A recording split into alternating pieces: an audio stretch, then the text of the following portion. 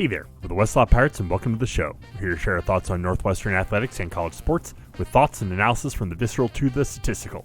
We run our tailgate with the red pirate flag flying high above as we give no quarter, especially the fourth. I'm Sam Walter. I'm John Lacombe. And I'm Eric Scuzz. 4 years of eligibility and a medical red shirt still available. Scouseboat. I just want to point out. I did burn a year of eligibility, I think. You did. I was going to say, Sam has women's practice squad experience. Like Sam, you're a baller. Yeah, but it did cut into my eligibility, so you know. Could it have counted as a red shirt? Ooh, maybe. I didn't actually get into any game time, so perhaps. But I mean, was June Ostrowski really playing by the book back then? Are you sure your eligibility got burned? I am not. I mean, I did get my fair share of swag, so that I think I had to talk to compliance too when I was getting into the practice squad thing and all that. But who knows? I mean, it was the Wild West back then. Not to say that it's not the Wild West right now. Good thing, Sammy. Good thing we got those free bagels at Einstein's before you became a practice squad. So true. Go Cats. Go Cats. Oh boy. Oh, the stories there. In any case, this was college basketball's over. We had the NCAA title. It sure seems that way. Wow. Okay. I was trying to set something up, but I mean, you're absolutely right. Yeah, college basketball, as we know it, is over. Where I was going with that is that the NCAA tournaments are over. Men's and women's tournaments finished up. The men's last night, Michigan beats UConn in a tight game. Wasn't a very good game. No one could really hit the broadside of a barn. But Michigan ends up with the win. You had UCLA winning the women's tournament. Now, we're sitting here with the Big Ten Conference of Champions. We were talking earlier, was it football, men's and women's basketball, women's hockey. We got two Big Ten teams in the men's hockey Frozen Four coming up this upcoming weekend. Big Ten is really just sort of the Conference of Champions. But as today is the day after the national championship, today is the day the transfer portal for basketball opens. And we're going to get into this because there's a lot to discuss. With the opening of the transfer portal and the mass exodus of the Northwestern men's roster, 8 guys have entered, 8 that we know of, right? 8 guys that we know of have entered their names into the transfer portal. Yeah, it may not be done. And from what it sounds like, there may or may not be another guy wanting to jump in. But that kind of puts us in this bizarre situation. And there's been a lot of talk online, and I guarantee the talk online is not just solely focused on Northwestern. Like, you talk to any other school out there, and everyone is having the same conversations that we're having, that Northwestern social media is having right now. What with the consternation of, everyone's leaving, what's happening? Over half of the NCAA men's basketball players are currently in the transfer portal across the board. Like, it's the numbers are insane. It's nuts. So I mean, don't chase that bag. Don't chase that bag. This is like, it's wild because this is the crazy world we live in, and at the same time, there's nothing in Northwestern sports history that remotely compares to this. Certainly, like, within the basketball world, we were joking and honestly, like, you can call it gallows humor, you can call it whatever, but the jokes were flying fast and furious in the Northwestern Twitter sphere when this was all happening. Not least because so much of it seemed to happen while the astronauts were behind the moon. Like, we had like at least 3 more guys on our basketball team when they went behind the moon than we did when they came back out, but that's neither here nor there.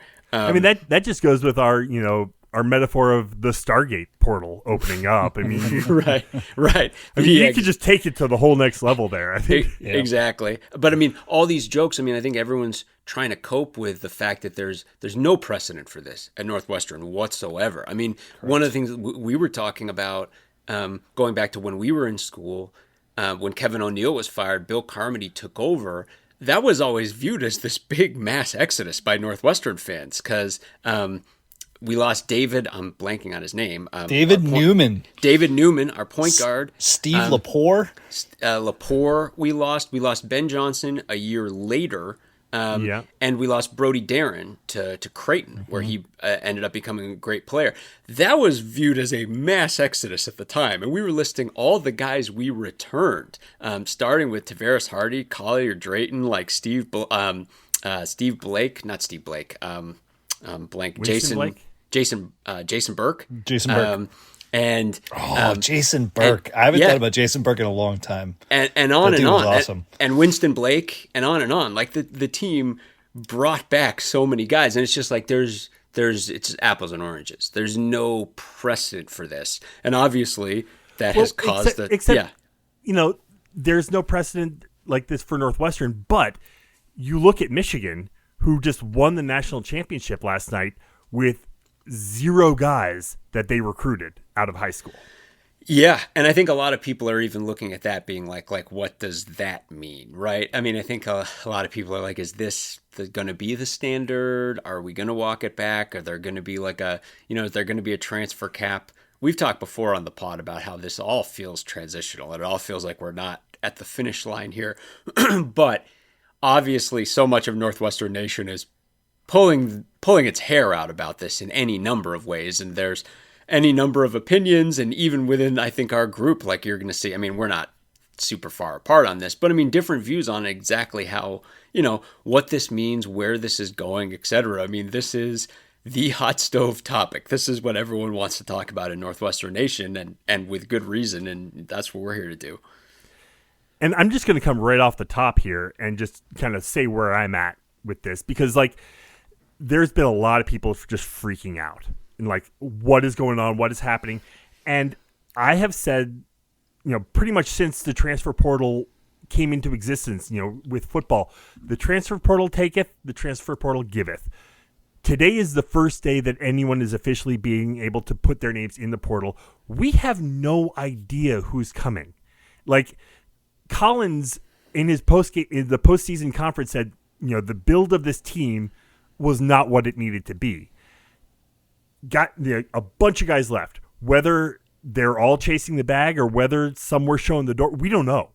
We have no idea what went on in the room, what was said, where the program thought that they would be. I mean, we don't know, but we could take some educated guesses. Sure, we can definitely take some guesses, but until we see what is coming in, because that is the other side of the coin.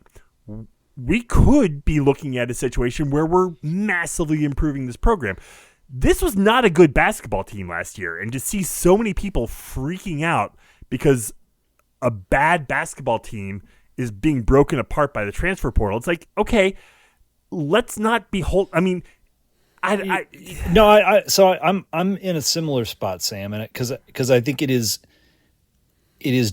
near impossible to evaluate what is happening with only half the narrative.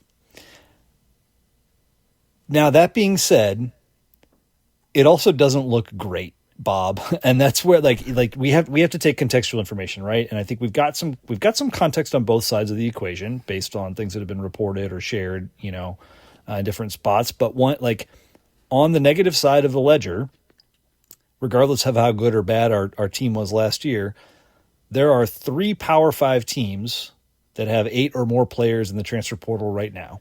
It's us, Providence, and Wake Forest.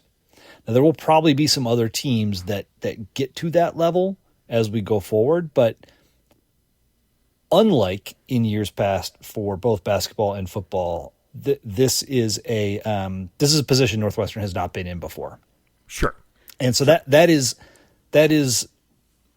uncomfortable, and a bit frightening. And it is, John, I think you quipped earlier today, the jokes pretty much write themselves.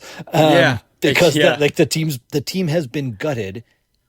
I think it is pretty easy to draw some from those comments that Collins made in the immediate postseason press conference to things we all watched with our own eyes on the floor and on the court this year. There are some of those transfers we were expecting. There are some that make a lot of sense, and probably guys that were told like, hey, here's what you can expect if you stay. And whether that's money or playing time or whatever, I like it. There's a narrative here where this is a tough choice that the staff has, for the most part, made to go forward with the pieces that they have remaining. And I'm sure there's, a fish or two that got away, and we can talk about that more in a minute. But like, then the question becomes, and I think this is probably what most NU fans are struggling with. This is the thing I am most worried about is, does Northwestern have the resources to attract 8 players to come back of the caliber that we need to improve on last year's team? That to me is the actual question, not like, is everything over? Should we fire Collins? Is basketball dead? It's, do we have the resources to bring back what we need? That's the core question, right? Because I think so many people, and this is the thing, and I think this is what was clearly ticking Louis Vaquero off, because Louis definitely poor Louis probably got like 8,000 text messages in the last 24 hours. Louis was clearly going, because I think there are just so many people that just want to rush to be like, whose fault is this? Mm-hmm. Like, where's the fault? How can we assign fault? And be like, look, the money is the money. Whatever the amount is, that's the cap. And if, however, we've been able to scratch those funds together or put those funds together or et cetera, but it's like, the money is the money. And I don't think any of us are under illusions that we're a top half or maybe even top 3/4 spender in this conference on basketball right now. So there is this money. And I think I'm kind of looking through and looking at different tea leaves things and looking at things people are saying. And, like talk of being like, well, obviously Nick Martinelli was a huge focal point of resources last year. So that was a huge thing. And now it's like, okay, Nick Martinelli's gone. You have those resources now that you can divvy up. And it's like, okay, so how do you best allocate that cash pushed together? And I'm like, well, I'm hearing all of this talk, and that's not the talk. Like, I'm not hearing a lot of like, we're here to splash some cash talk. What I'm hearing is, okay, now this money is in, and now we can allocate this and this and this. It sounds kind of Moneyball to me. And that's not to say that that we are just the pinching pennies team here. I think we're probably trying to be competitive with probably that bottom quarter of the Big Ten in spending. But that doesn't mean you have an infinite supply of resources. And I think that's like this big thing. I think if I look at my own personal consternation, there are 2 pieces. If we're talking wins and losses, it's mainly just a volume situation. It's like Scuzz was saying, we got to pull in like at least 8 guys here. And this was a team that was starved for size before we lost every big man that we had on the roster.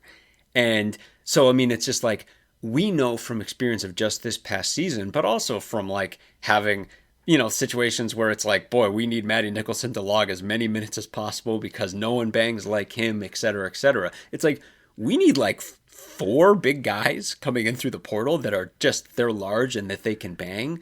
And I get the feeling that we're very much being like, all right, we've got X amount of $1 million spots here, and there's not that many. And then it goes down to 6 figures, and we got to figure out how to carve this in to bring as many guys as possible together. And like, those decisions clearly probably go into all the guys that went out the door. And I think there's a lot of talk of being like what you hear a lot is like, look, Singleton's the only guy that they really wanted who went out the door. And I'm like, I don't really think that's true. I think what is true is someone like Tyler Kropp, they're like, look, we would love to keep you with this program, but not at the price that you're going to demand. Because we ain't got that kind of cash to splash around. And it is what it is in that situation. Well, here's the other part of that equation is that Tyler Kropp, when he makes that decision to enter the transfer portal, presumably has one number on the table. He's seen the number from Northwestern. Right. And honestly, like, I don't begrudge a guy being like, hey, I'd like to know what my other options are. Because if I'm going to be, well, Scuzz, above board, he doesn't know any other numbers. Well, that's exactly what I mean. And and here's the thing, like, I would say for like last year when Nick Martinelli was deciding whether to come back or not, I'm sure as shit that he knew what Michigan was going to pay for him, or Hoositz was going to pay for him, or so and so was going to pay for him. I don't know that Tyler Kropp is getting a lot of like, talking to out there right now. I laughed last night because in the I laughed on Saturday night because after the Illinois UConn game, there was a moment where Dan Hurley was hugging Wegler on Illinois in the handshake line and said something to him in his ear, and I couldn't help thinking, like, did he just make him an offer? Like $2 million to come play for me next year? And of course Wegler's going to the NBA. That's not, something that happened. But like I don't think people are sending Tyler Kropp, and this is no shade to Tyler Kropp. It's just like he was not a guy that blew the doors off. He certainly showed some opportunities, some contributions, etc. Point being, there is and this is why it's so important that we don't pass all of the judgment until we understand what's coming back through the portal. Because part of what could be coming back through the portal is Trey Singleton, Tyler Kropp, Jordan Clayton. Now, I don't think many of those guys are likely to turn around and come back, but it is a possibility because they don't know what numbers are out there until they go shop themselves. And so that is one, like, what did you say, Sam, off the top? Half of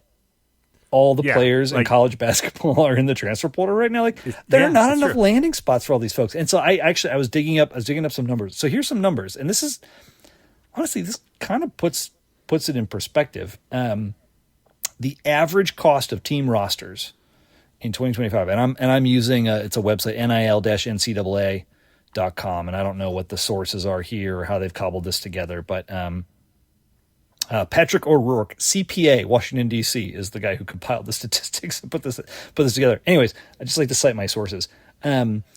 Your average team roster cost in the Big Five conferences is somewhere between $8 and $10 million. So like $9.7 million in the SEC, $8.5 in the Big Ten and Big 12, $8 in the ACC and Big East, and that's made up of two portions. There's a portion paid by revenue sharing. That's the piece that is salary capped at the university level across sports. And then there's the piece paid by third-party NIL. And I would bet when you look at the Big Ten numbers, that 8.5 splits like 5.5 from third-party and $3 million from revenue sharing. And I would bet where Northwestern is seriously hampered is in that third-party NIL column, because the revenue sharing is supposed to be pretty much even across the board. But the reality, like, we ain't bringing in $8 million guys. This is just not happening. But most other people aren't either, because if you're a Michigan and you're paying for, one of those top guys that we watched help win a national championship last night, like, those guys cost $4 or $5 mil. And so roster, like, there's not $1 million sitting out there for Tyler Kropp. There's not $1 million out there for Jaden Reed. And that's not, again, that's no shade to those guys. It's just the math. For those guys, they're going to see what's out there. And like, it's weird because for some of these guys, we saw the writing on the wall, right? Like a guy like KJ Wyndham, we just watched just sit at the end of the bench. It's like he wasn't coming back. Yeah, we knew. At the end of the season when he's like, yeah, right now I'm coming back. He's like, yeah, the right now is the important part of that sentence. It's not the I'm coming back. It's the right now. Like, he was gone and we knew it. Like, there's guys who just were not getting the playing time that they wanted. And maybe for them, and we don't know the makeup. We don't know how this is all divvied out. Like, who saw that they weren't getting the playing time here? Who saw that there was not a mesh with the culture here? There's so many different things that are going into it. It's not just the bottom line. for some of the guys, it is. I mean, like I would imagine a guy like Singleton he's gonna see some money out there, and like whether like Iowa State's offering 1.3 million, if that's the case, great, good for him. You know, go get your bag if that's legit, if that's there. But like you said, that's not going to be the case for everyone. You got guys who are looking for the bag, aren't going to find the bag, and now it's like, okay, what's next? What else am I looking for? I'm looking for playing time. Am I going to get that at Northwestern? Maybe, maybe not. Depends who comes in. Depends what I've been told by the current coaching staff. We as fans are not privy to those conversations. All we can see are 8 guys have just put their names in the portal, and by all accounts are probably gone. We've seen a lot of thank you so much to Northwestern tweets from guys who are, who are gone. We're sitting here hoping, please, Jake West, please don't go. Please, Angela Chervino, please don't go. Yeah. I mean, but this goes to this culture piece that you were just talking about too. And this is the part that I think really bothers me. I just very much don't like what's happening here. And this is separate from the wins and losses, but it is related to the money piece of it, which is just like, that Singleton and Crop in particular are headed out the door here. I just view those as like foundational guys. Those are guys that we recruited and we brought in, and I want to build with those guys. I mean, almost kind of like a way to look at this is Nick Martinelli probably got a couple $1 million from Northwestern this past season, and deservedly so, right? I mean, this is the 2-time leading scorer in the conference. But beyond that, just an absolutely beloved player. Well, if you would have come to me and you would have been like, look, instead of Nick Martinelli for this past season, what if we take that money, that couple million, and try to moneyball it into like, let's say 3 different guys, a guy who maybe similar forward, not as good, but maybe we take the remaining resources and we pull them into a couple more big-bodied guys to bang down low. And maybe when it's all done, I can get you maybe 3 more net wins on the season or something like that. Do you want that? I'd be like, hell no. I want Nick Martinelli. I'm like, yeah, the problem. problem though. So yes, you do want Nick Martinelli 100%. But Nick Martinelli's gone, and so we look at the 2026-27 roster construction, let's just assume. So we know that we've got West. Let's assume that West, Gill, Green, although there's some questions around Green just because we didn't see him the back half of the year. We don't know what the deal was, if there was an injury, etc. He very well might be another guy that enters the portal. But for now, we'll say West, Chervino, Green, Gill. We got 4 guys in the mix. Let's assume that you replace Reed and Page with maybe talent that fits better, more like 3-and-D guys, or a pick and roll center that's going to work. That's going to work well with West, and not have some of the. We talked about this with Scott Sepich, right? Like there were times where it felt like Reed and Page had a thing going on, Martinelli had a thing going on that was different. Fitting those pieces together didn't exactly work all the time. But let's just assume that you can get good replacements at a similar price for Reed and Page. We did it last year. They didn't fit for whatever reason, but they weren't horrible players. They were up and down for sure, but we were really excited about those guys at the beginning of the season. I think it is highly plausible that we could bring back 2 replacements for those guys. And then yes, if you can parlay your Martinelli resources into 3 other reasonable players, well, now you've got a 9-player team that, assuming that you're picking the right attributes and the right assets in these guys, is plausible that they could at least equal or better what you had last year. You had in the incoming freshmen, maybe you get a couple other guys on the cheap that are like fringe players, maybe a defensive specialist, maybe a 3-point specialist that you kind of find on the margins. That's how they're going to have to put this thing together. And that's where like it is plausible to me that we could come out of this and be all right. But it is going to take a lot of suspension of disbelief, and I think the part I think a lot of fans are having trouble with is that Collins has had 4 incredible seasons and a couple other that have been good, and then there's been a lot of like, wow, that didn't go well. And so it feels like a coin flip that we could actually pull off what seems like a really difficult task that I just outlined. Well, that's easier said than done is like the motto of this. The thing is, though, and like everyone is dealing with this. This is not exclusive to Northwestern. Like every school is replacing their entire rosters now. Like I haven't gone through and seen.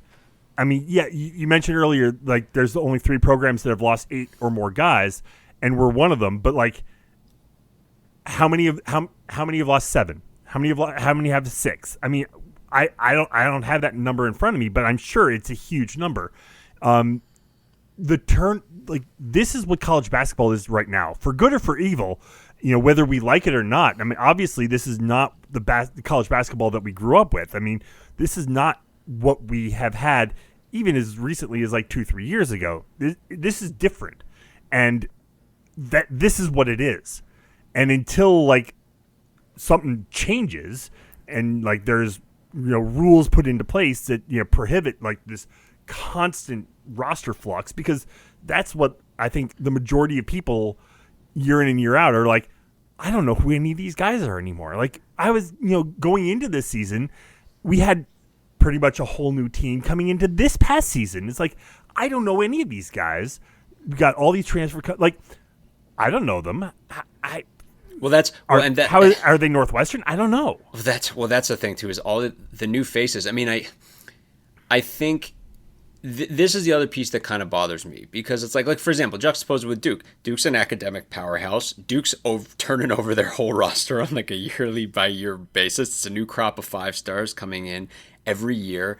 But I don't know if Duke's the right comparison, though. Well, no, but I was thinking about this because it's like similar academic profile of a school, right? Now, obviously, it's Duke we're talking about.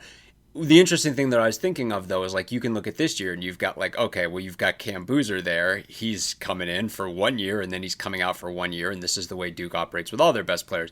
But of course, Cam Boozer's father is part of an older generation, and Cam Boozer's father played at Duke for 3 years, right? And then the generation before him was playing there for like 4 years.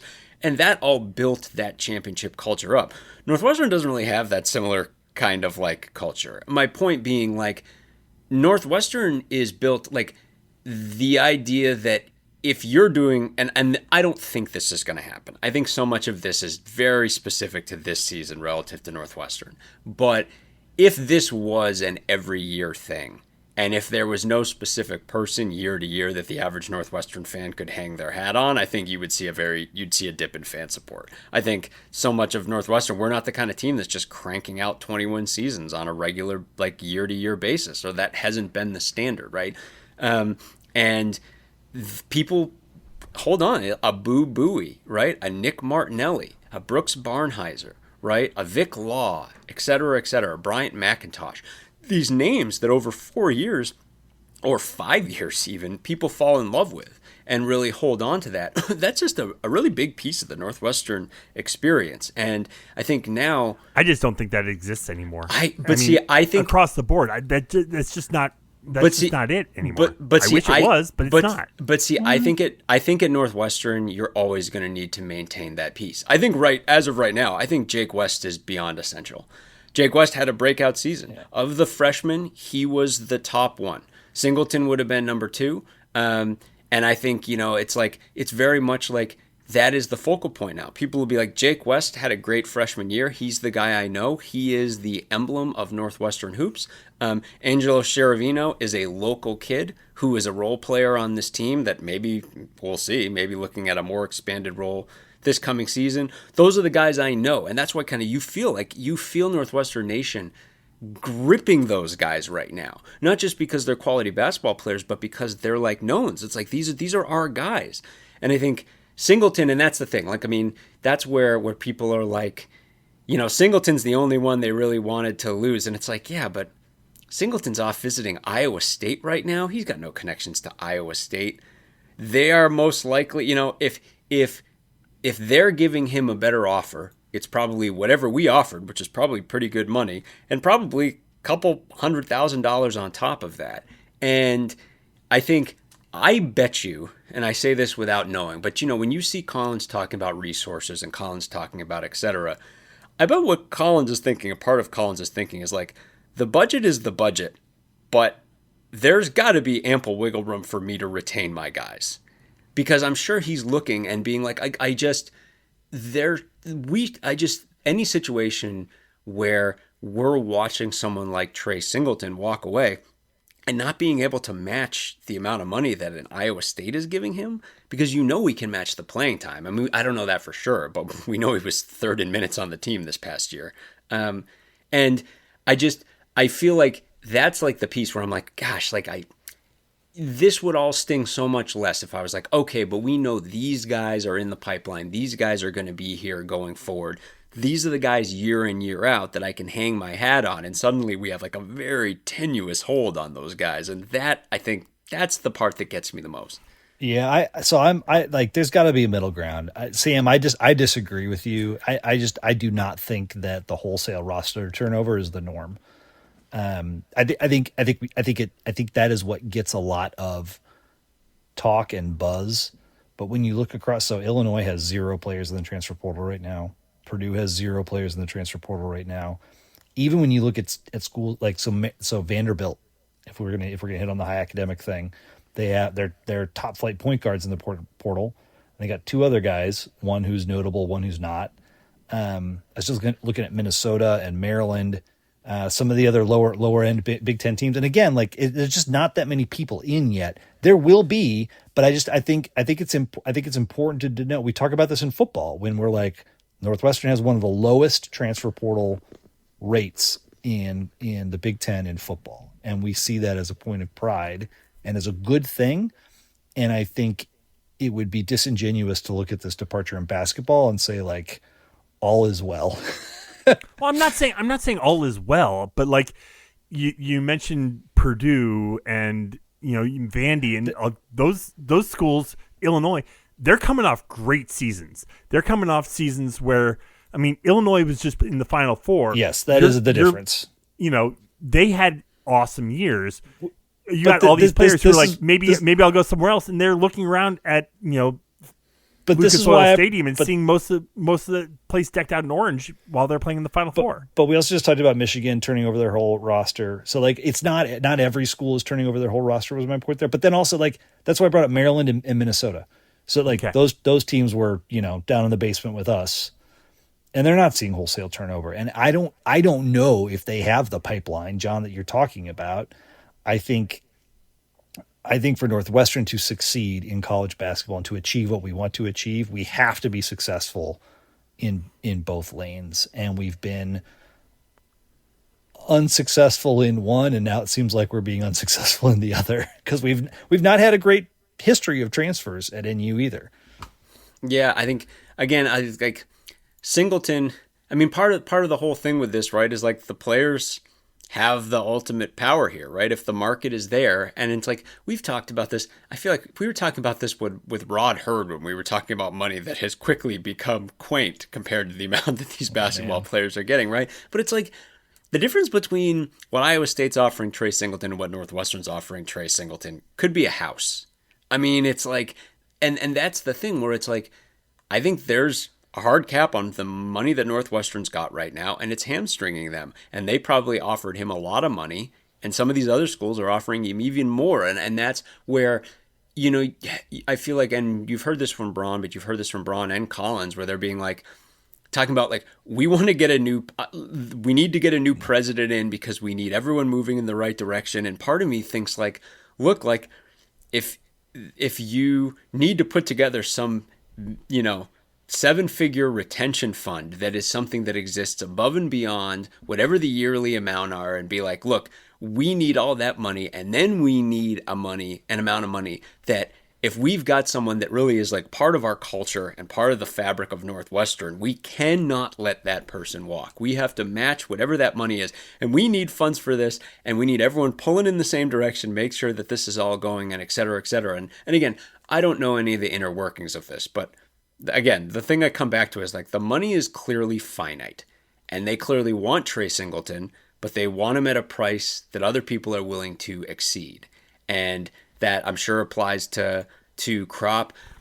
In the case of Jordan Clayton, this is another one where I come back and I'm like, the Clayton piece bothers me only because I think he was part of those guys that, like, when we were watching KJ Wyndham sitting on the bench forever, right? It was like, especially earlier in the season when Clayton's shot wasn't falling, and it's like, oh, like what, like it seemed like, okay, well, he's getting more of these minutes because he's one of our guys. He's a team captain. Collins really likes him. Like, he's a leader of the team, et cetera, et cetera. So in that context, seeing him then go into the portal stings.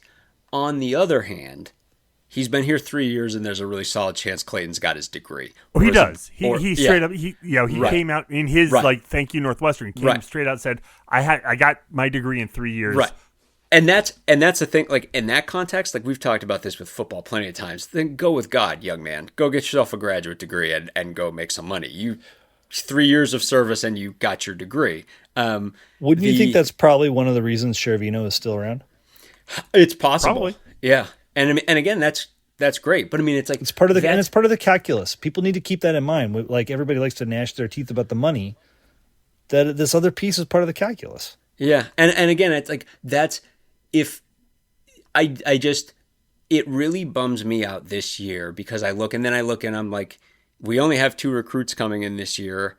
And that's as of right now. I don't know how that's all shaking out, etc. One of them's coming off an ACL. One of them's coming off an ACL injury, and it's and the other wasn't playing basketball a handful of years ago.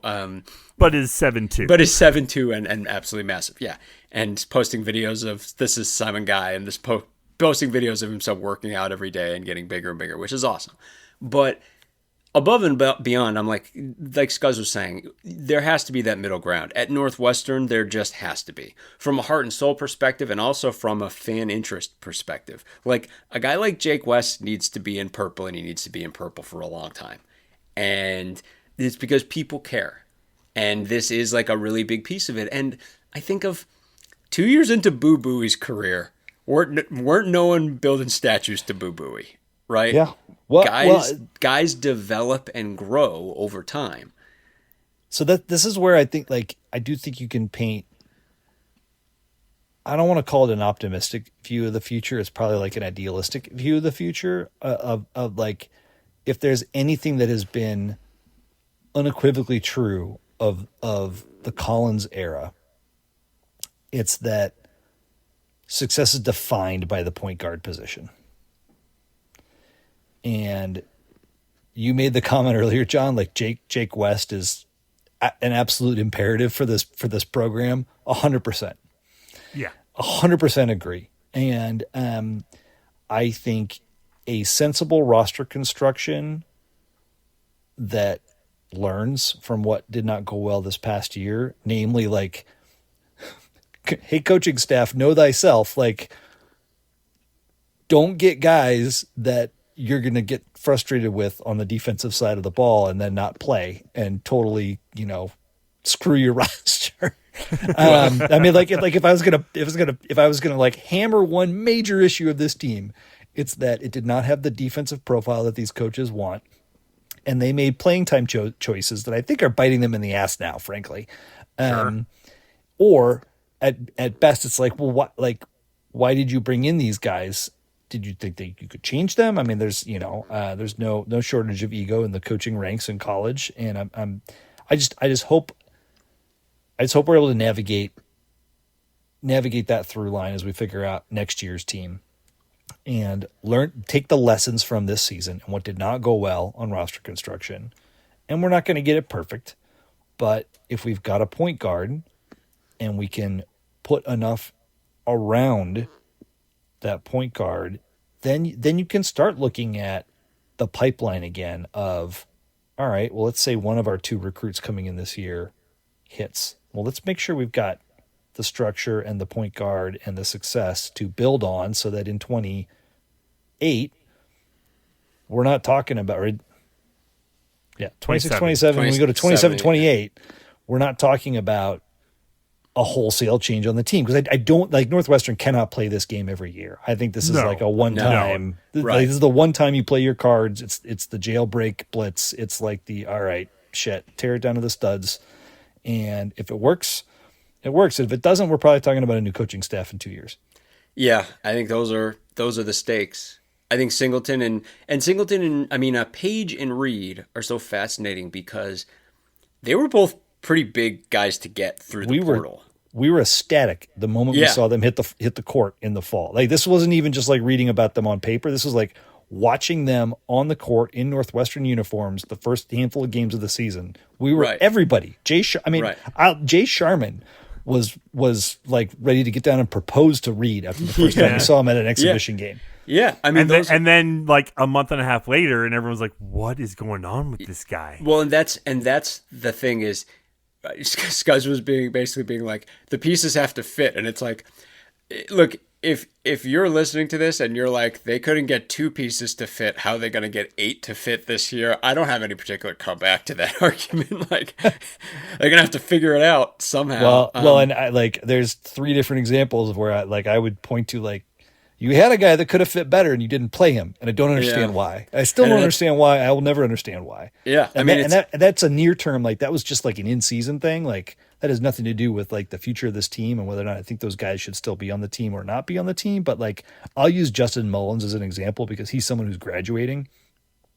This team struggled with defense a lot, and Justin Mullins didn't play hardly any minutes until enough guys were injured that we were forced to play him. And I don't understand the this. Purdue game senior night when we're saying like, "Oh, Justin Mullins, yeah, he's still on the team." What? Northwestern also struggled with rebounding. Guess who had like bigger ups than pretty much anybody on this team for his height is Justin Mullins. right, and this is so, like so there's a roster construction fit, and then there's like a what the heck are you doing with and your there's- rotation fit that Right, we also well, need to solve? I mean, Well, that's always been a Chris Collins Yeah, issue. well, I'm 100%. just Well, saying. right. Well, that's the thing. That's nothing new. We're talking about rotation and minutes allocation, and this team's going to bring in like 10 new guys this year. Like, it is going to be a work in progress, boy. They're going to have to figure all of this out. It's what we said at the beginning of this season too, because we were looking at a lot of guards and a lot of exciting players, and John, I think you even said it back in November. Like it's hard to know how the math's going to work out and how the minutes are going to work out, and they worked out weird. Like full stop. It worked out weird, and it did not go well, and they've got to learn from that. And we saw them learn from their mistakes 4 years ago, whatever that first, Boo Booey's junior season. We saw them bring in Chris Lowry, completely change the defensive complexion of this team, and make a run to the tournament 2 years in a row. That included first round wins both of those years. And I don't know that that's in the cards this next season, but we've just got to see. We've got to see a smarter staff and a smarter program overall. And I wonder if if we will see, I mean, the season is not even 24 hours done. Like there's more, like I wouldn't be surprised if there are some coaching changes that come. Like we haven't seen any to this point, but like, I don't know, maybe. Who knows? Well, I mean, and I think we were talking about this too, because again, there's the whole part of this where I'm just bothered. I'm bothered about losing Singleton. I'm bothered about losing Crop, just because I want those to be foundational guys. I want it to be like, look, let's bring in 6 more guys, but still feel like we're returning a big piece of the identity, because we are barely just grabbing any identity. If we're talking strictly from an X's and O's, and strictly from, and Sam, Sam's been on this of being like, let's see what we get back in. Irrespective of like the money piece of this, Chris Collins is pretty good at pulling guys out of the portal. We were kind of putting in, a list, and obviously like Page and Reed, mercurial as they are, Reed was second on this team in minutes, and Reed, for all of his, like questionable choices at times, was often the only thing this team had going in the darkest moments, and was more than happy to put that on his shoulders. Like, he was a quality guy to bring in through the portal. This team was much better with Jaden Reed than we would have been without having Jaden Reed. But if you look over the course of number one with a bullet, Chase Audige was a transfer. Chris Collins went and got Chase Audige, and that's an all-time Northwestern player who came in through the portal and logged multiple massive minutes. Next in the list, a current Golden State Warrior, Pat Spencer. Chris Collins went and got Pat Spencer to pick up basketball for a year and basically be effectively our best player for an entire season on his way to the NBA. And then in a short period of time, Jalen Leach and Ryan Langborg.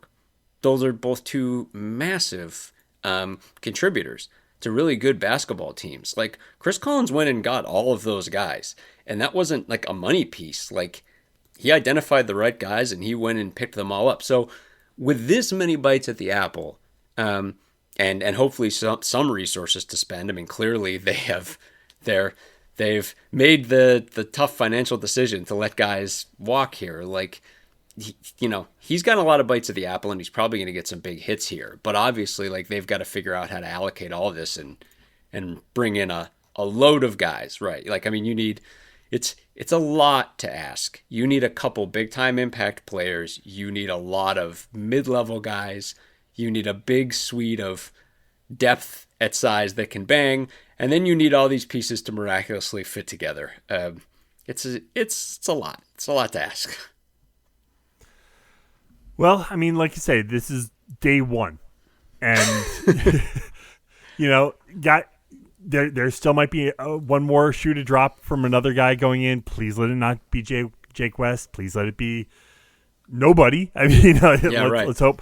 But, there is so much of this story, left to right. And, like, let's see who comes in. Let's see how this, how the blender turns out. I mean, this is not just like a merry-go-round. This is a blender.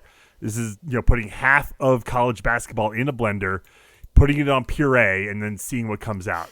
It's yeah. I hate that this is what college basketball has turned into. This is what we got. This is what we got right now. And until something else changes, which tomorrow something might change. Happen. I mean, who knows? Who knows? But, like, let's not panic yet, right? And, like, yeah, could this just go completely south? Sure, it could. I mean, like we said off the top, we still have some eligibility left. The three of us, we said all the top 5 finishers in the Westlaw Pirates bracket challenge. You're all congratulations. You're all on the bench now. We've heard at least a couple of them still have full eligibility too. Right. Like it is like if you're someone that doesn't like Chris Collins and thinks he should not be the Northwestern basketball coach, like, you don't need a single shred of evidence from this season to help you make your case on that front. There is also unequivocally he has had more resources and more support than any coach in Northwestern basketball history. Yep. But he also has far exceeded anything that has ever happened in Northwestern basketball history. So it's been a mixed bag, and I don't say that in anything other than a very objective way. But I think, like, it is certainly plausible that next year looks a lot like this year. I think it's certainly plausible it looks worse, and I think it's certainly plausible that it looks better. And we'll just have to kind of wait and see what the cards look like, and then see how we progress from there. If you or a loved one is seriously injured by someone else's negligence, hire Kent Simpson of the Simpson Law Group. After over a decade prosecuting murder cases in Chicago, Simpson opened his own firm focused on wrongful death and personal injury cases. He specializes in car, truck, motorcycle, boat, and other transportation accidents, as well as construction accidents, medical negligence, slip and falls, product liability, and more. Millions recovered for clients. No fee unless he wins. The Simpson Law Group. Compassion, empathy, and vigorous advocacy. Go to simpsonlawgroup.com or call 312-332-2107 for a free consultation, and go Cats. So, with basketball kind of in our, the playing of basketball now in our rearview mirror, there's still a lot left to talk about, but there are games still going on. What with lacrosse, baseball, softball, our spring sports are coming down the stretch. But before we hit spring sports, can I just go on a little, like, mini sojourn here? Please take us on a journey. The basis of my journey is I was, I essentially started to take stock last night of and this ties into a comment I made during our conversation with Scott Sepich leading into the basketball tournament. And it's the performance of the Big Ten on the national stage. I'm very much cherry picking results here, but of the, I'm kind of starting to keep track of the biggest, like the big sports, the main sports, and there's probably I don't know, in the end maybe 17 that I'll try to look at here, but of the ones that have completed thus far. In this academic calendar: football, field hockey, men's and women's soccer, volleyball, men's and women's basketball, and women's hockey. The Big Ten has won 6 of those 8 national championships to date. And they got a great shot, a 50% chance of winning men's hockey. We know there's going to be at least one Big Ten team in the mix in women's lacrosse. Softball, with UCLA, there's golf and tennis. There's a mix of teams, Northwestern being one of them that they get in the mix. What this all stems to is it has become clear, particularly with the conversation centered around Indiana, of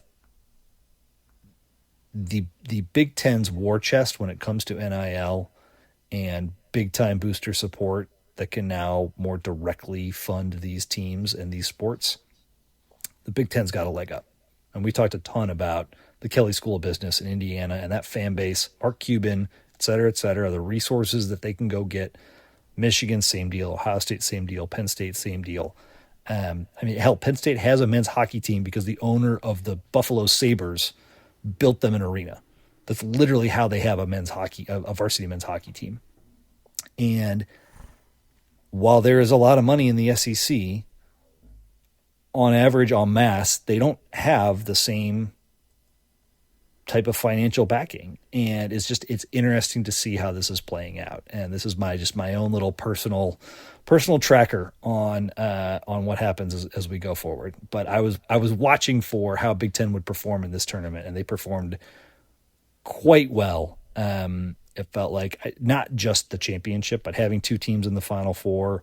Obviously Wisconsin got upset first round.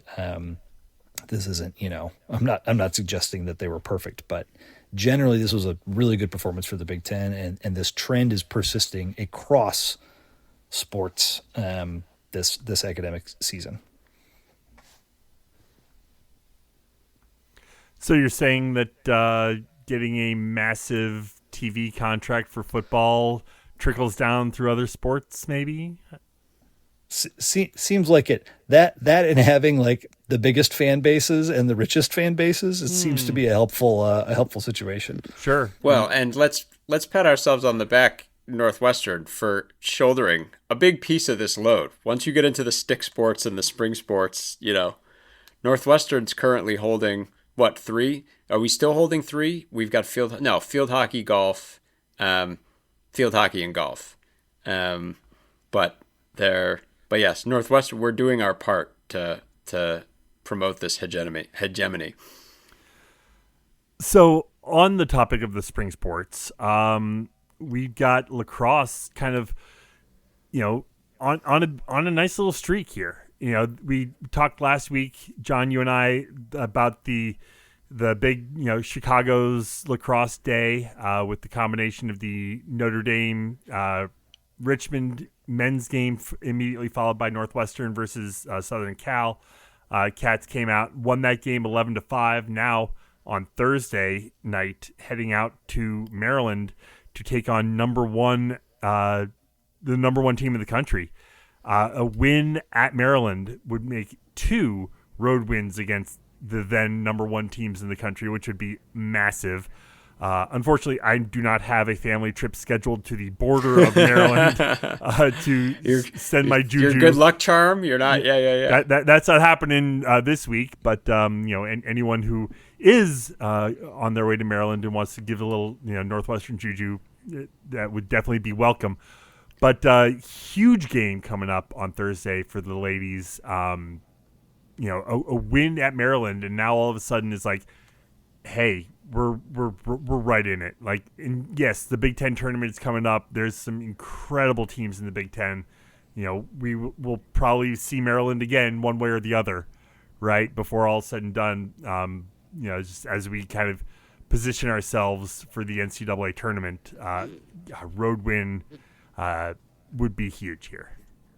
Yeah, I think it is funny because thanks Lacrosse Day in Chicago, and thanks also to like the fact that Notre Dame played the lead-in game, the Notre Dame men against Richmond. They were able to put together a really good crowd on a day where the weather was not particularly great. 5,805, it's awesome. It's just an awesome number. But yeah, it's like you have this awesome day, and yet it feels like this massive road trip to Maryland is looming over the entire thing. We were kind of talking about that this was one of the best defensive outputs the Cats have put out, but we also know USC is not as strong of a team.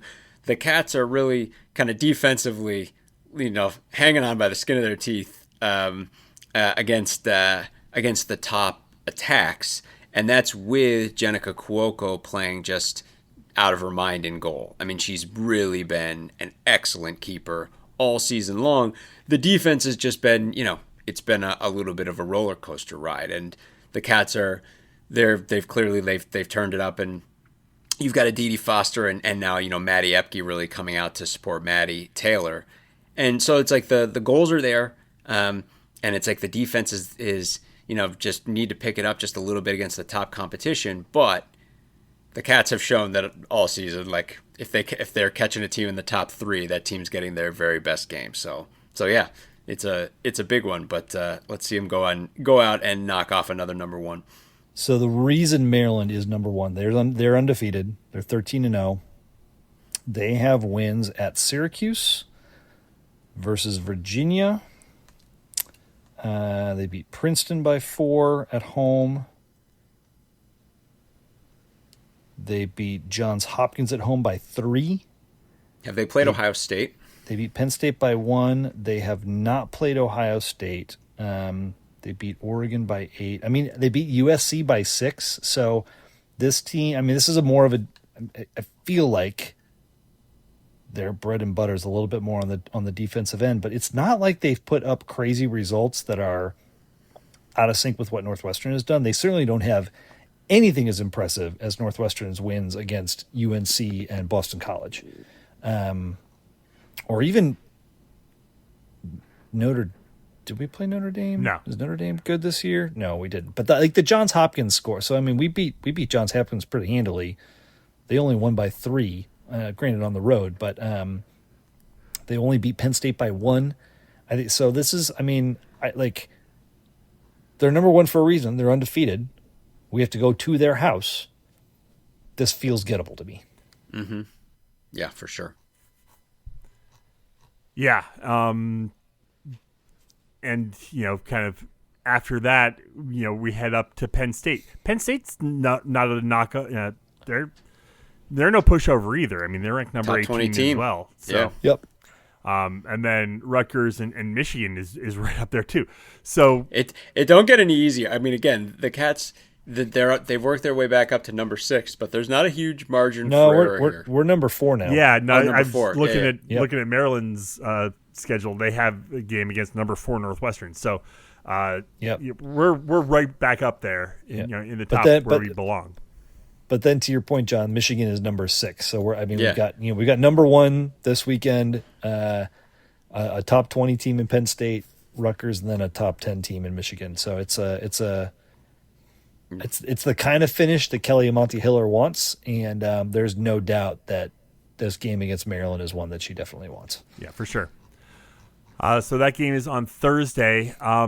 Softball had a real promising start to their weekend series. Weird weekend. Yeah. Yeah. So they started off the weekend, kind of a big wins, a big win against Michigan, 4-0. And then, the middle game, they dropped 9-5 to Michigan, kind of even the series Saturday evening on kind of a gnarly weather game. I mean, we talked about the game, the weather kind of turning south at the end of the lacrosse game. later on that evening, out in Rosemont was that game. And yeah, it was cold. It was a little gnarly, but kind of the wrapper of the series against Michigan, Cats took a 9-0 lead in the nightcap, or in the third game of the season. Michigan did not have a plane to catch. I kind of wish they might have had a plane to catch. That might have helped us out. But it was so weird because Marina Mason, you could just see she hit a wall, and she hit a wall at a point, and I happily take the blame for this whole thing because I definitely tweeted at some point that it looked, coming out of that first game, she was on a heater of the kind that you never see. I mean, like, just almost throwing 2 no-hitters into Illinois right into just jumping all over a ranked Oregon team, and looking really good in 2 games against Oregon, going head-to-head with one of the best pitchers in the conference. Comes into, the next week, smokes Michigan in game 1, and then has 2 good innings against Michigan in game 3, and then the wheels just fell off. And it happened really quickly and over the course of a couple innings, and we actually pulled Mason, put in Renee, then put Mason back in, and then took Mason out again for Dose, and you could just kind of see that, for whatever reason, Marina just ran out of gas. But it was just... Well, gas, and then also, so third inning against Michigan, this, you're hitting the spot where, everybody had probably saw her 2 to 3 times on Friday night. Mm-hmm. And now they're coming up for their second at-bat in the third game. This is the 4th or 5th time that they've seen her.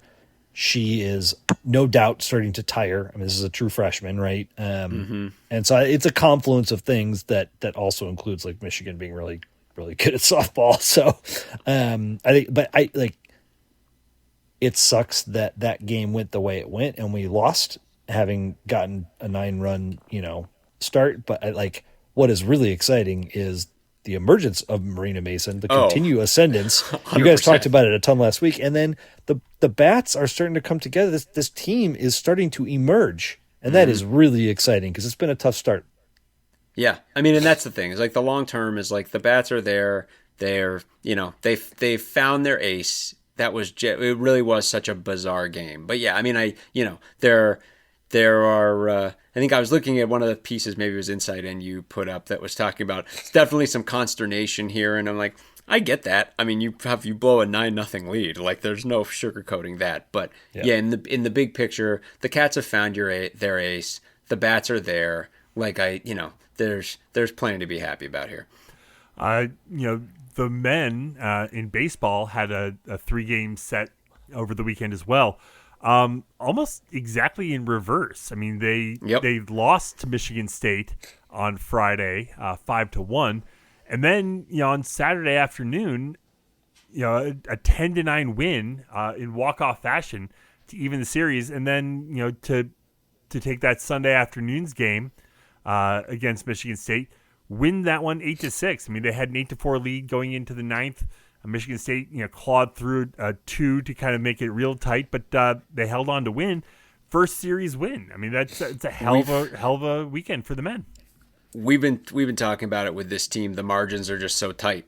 When you're trying to change the culture like this, it's really tight. And 2/3 of the way through the second Michigan State game, it wasn't looking great. It looked like the Cats were going to give a series away to a Michigan State team that they definitely are capable of playing better baseball than.